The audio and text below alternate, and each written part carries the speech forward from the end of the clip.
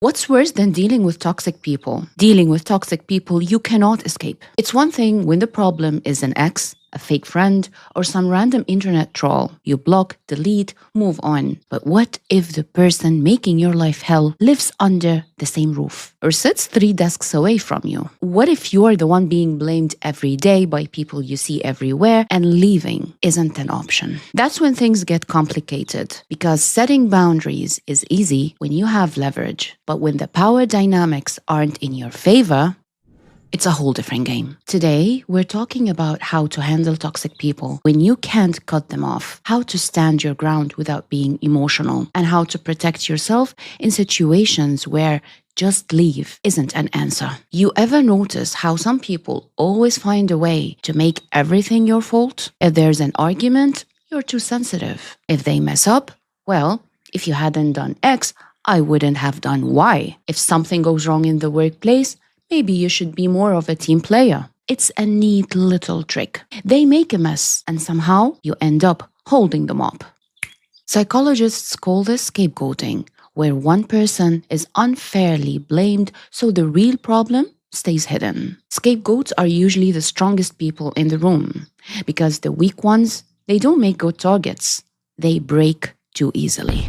Congratulations. If you're being blamed for everything, it's probably because they know you can handle it. How flattering. If setting boundaries was as easy as people on the internet making it sound, we'll all be stress-free and glowing by now. But here's reality. What if the toxic person is your parent? What if it's your boss? What if it's someone you depend on financially, professionally, or emotionally? What do you do when walking away isn't an option? That's when you have to play smart, not loud, because in situations where power isn't on your side, being right won't save you. Being strategic will.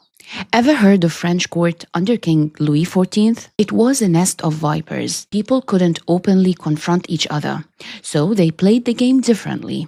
The most powerful people weren't the loudest.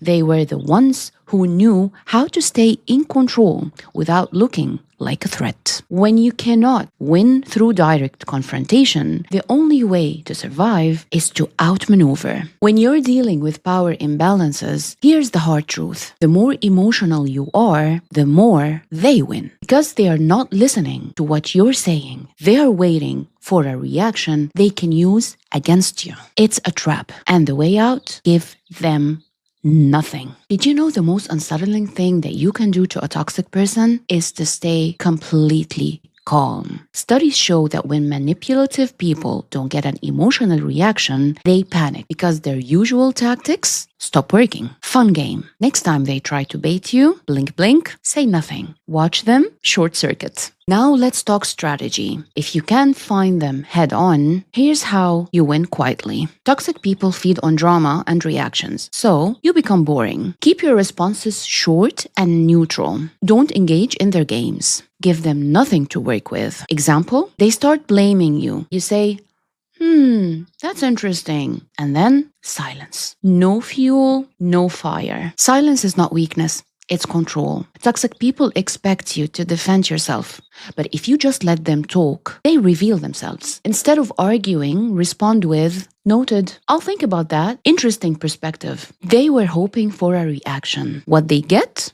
A mirror. Before they blame you, you make your boundaries clear upfront. Example, I don't take responsibility for things outside my role. Here, you set the rules before they try to break them. Take back your power. Not everyone can be removed from your life, but that doesn't mean they have access to all of you. You can't always walk away, but you can decide how much of you they get to affect. This is Your Too Much story, the one where you stop playing their game and start playing it smarter. And when you're ready to share it, we'll be here listening verbatim.